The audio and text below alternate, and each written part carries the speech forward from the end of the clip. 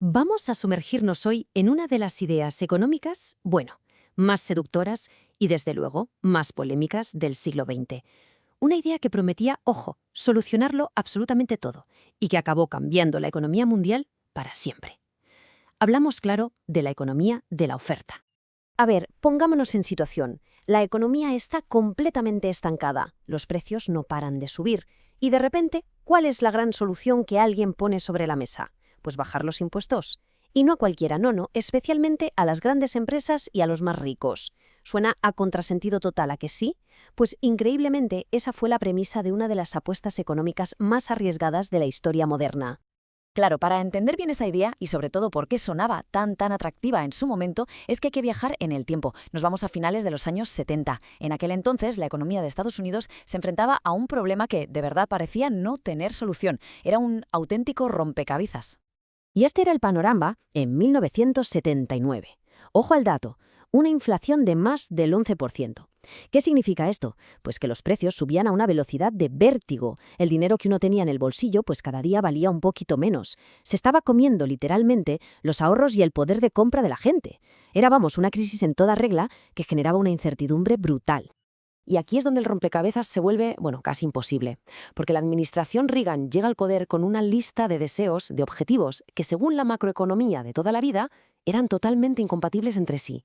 Querían, por un lado, domar la inflación, sí, pero sin el coste terrible del desempleo. Querían, por otro, equilibrar el presupuesto, pero ojo, al mismo tiempo querían bajar masivamente los impuestos y aumentar una barbaridad el gasto militar. La pregunta era obvia, ¿cómo demonios se podía hacer todo eso a la vez? Pues la respuesta, o la supuesta respuesta, llegó en forma de una teoría que prometía justo eso, hacer posible lo imposible. Era una idea que, por su simplicidad tan seductora, cautivó por completo a los políticos. Y se conoció, claro, como la economía de la oferta. Vale, vamos a pararnos aquí un momento a desglosar esto, que tiene miga. La idea central, en apariencia, es súper potente. A ver, si se bajan los impuestos, sobre todo a las empresas y a la gente con más dinero, ¿qué pasa? Pues que tendrán más incentivos para invertir, para trabajar, para producir más.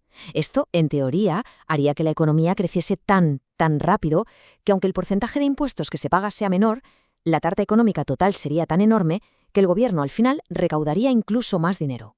¿A qué suena bien? Un plan perfecto, claro, sobre el papel. Y ojo, que esta idea no era solo un concepto ahí, en el aire, no. Tenía una representación visual, un gráfico que se hizo famosísimo y que era su gran pilar teórico. Hablamos de la célebre curva de Laffer. La lógica, la verdad, es súper intuitiva, como se ve aquí en los pasos. Es de sentido común. Paso 1. Si el gobierno pone los impuestos al 0%, pues recauda 0. Lógico. Paso 2. Si el gobierno intenta quedarse con el 100% de lo que la gente gana, pues nadie trabajaría. ¿Para qué? Y la recaudación también sería 0. Por tanto, la curva lo que sugiere es que tiene que haber un punto intermedio, un punto óptimo en la cima, a partir del cual subir más los impuestos es malo, es contraproducente, porque asfixias la economía y acabas recaudando menos. Sencillo, ¿verdad? Y aquí es donde llegamos al meollo de la cuestión, al corazón de toda la apuesta, porque toda esta teoría se sostenía sobre una suposición fundamental, que por cierto los estudios que analizamos califican como sin fundamento empírico. La suposición era esta, que la economía de Estados Unidos estaba justo en esa parte descendente de la curva, que los impuestos eran tan altos que estaban frenando el crecimiento. Claro, si esto era verdad, bajar los impuestos sería milagroso. Pero, ¿y si no lo era? Esa era la pregunta del millón. Pues con esa suposición como única base, se puso en marcha uno de los mayores experimentos económicos del siglo. Así que vamos a dejar la teoría y pasemos a la cruda realidad, a la práctica. ¿Qué pasó cuando esta idea tan audaz se puso en marcha? Bueno, pues los resultados fueron, digamos que sorprendentes, y no precisamente de la manera que sus defensores esperaban. A ver, un argumento que se usaba mucho para defender esto era la bajada de impuestos de Kennedy en los años 60, que fue un éxito. Si funcionó entonces, ¿por qué no ahora?, decían. Pero es que la comparación, como se ve aquí, no se sostenía por ningún lado. Kennedy actuó con una inflación mínima, del 1,5%, y su objetivo era estimular la demanda. Reagan, en cambio, tenía una inflación por las nubes, de más del 9%. Pero lo más importante, quizás, es el último punto. La política fiscal de Reagan chocaba de frente con la política monetaria de la Reserva Federal. Eran de verdad mundos completamente distintos. Bueno, recordemos la primera gran promesa, que políticamente era la más atractiva de todas. La idea era, vamos a reducir la inflación, pero, y esto es lo importante, sin provocar la recesión y el paro masivo que las políticas de siempre solían causar. Pues la realidad fue otra muy distinta. La inflación se controló, sí, es cierto, pero fue por la política durísima de la Reserva Federal. Y el coste al final fue el de siempre, una recesión profundísima y un paro mucho más alto de lo que se había prometido. O sea que el primer gran objetivo simplemente no se cumplió. Fracaso. Venga, vamos a por la segunda promesa, la joya de la corona, la piedra angular de toda la teoría, la magia de la curva de Laffer, una acción. Los recortes de impuestos se pagarían solos, la recaudación iba a dispararse y el presupuesto se equilibraría. Era supuestamente el gran golpe de efecto. Pues aquí el fracaso fue, si cabe, todavía más rotundo. La recaudación no solo no aumentó, es que la combinación de menos ingresos por un lado y mucho más gasto militar por el otro abrió un agujero gigantesco en las cuentas públicas. El resultado, un déficit que se disparó sin control.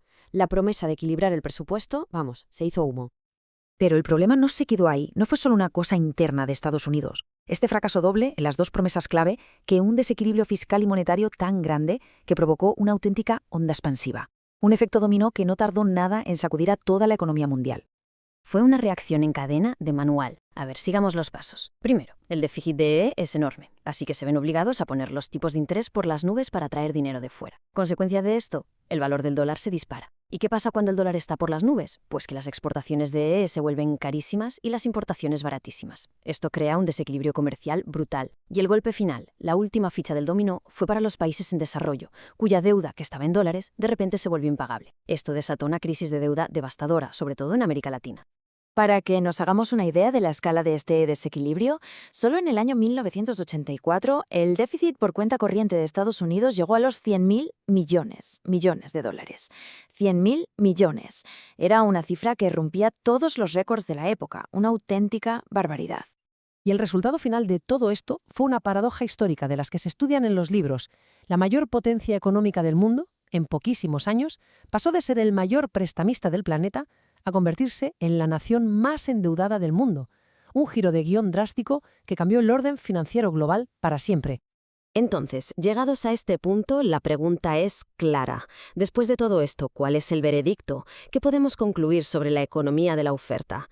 ¿Quedó desacreditada para siempre? ¿Qué lección nos deja todo este experimento?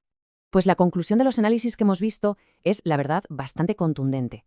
Primero, la teoría carecía de una base científica o empírica sólida. No había datos detrás. Segundo, sus propuestas no consiguieron modificar los fundamentos del análisis macroeconómico tradicional. Y tercero, y esto es clave, hoy hay un consenso bastante amplio en que este tipo de estímulos, los de oferta, si es que funcionan, lo hacen muy despacio, a lo largo de décadas. No son una herramienta para apagar fuegos, para solucionar una crisis a corto plazo como la inflación. De hecho, esta cita del material de origen creo que lo resume todo de una forma perfecta. Dice así: la economía de la oferta fue una propuesta teórica carente de fundamento científico y empírico. Los costes de su aplicación han sido sustancialmente elevados. O sea, una propuesta teórica sin base real y cuyos costes de aplicación fueron enormes, no solo para Estados Unidos, sino para el mundo entero. Y todo esto nos deja con una reflexión final, ¿no? La economía de la oferta al final era una solución muy simple y muy atractiva para un problema increíblemente complejo. Era una historia que sencillamente sonaba demasiado bien para ser verdad. Quizás la gran lección de todo este episodio histórico es que cuando nos presentan una idea económica que parece casi mágica, que promete solucionarlo todo sin costes, a lo mejor vale la pena pararse a pensar. No solo en si es correcta o no, sino también en una pregunta un poco más incómoda. ¿A quién beneficia de verdad que se cuente esa historia?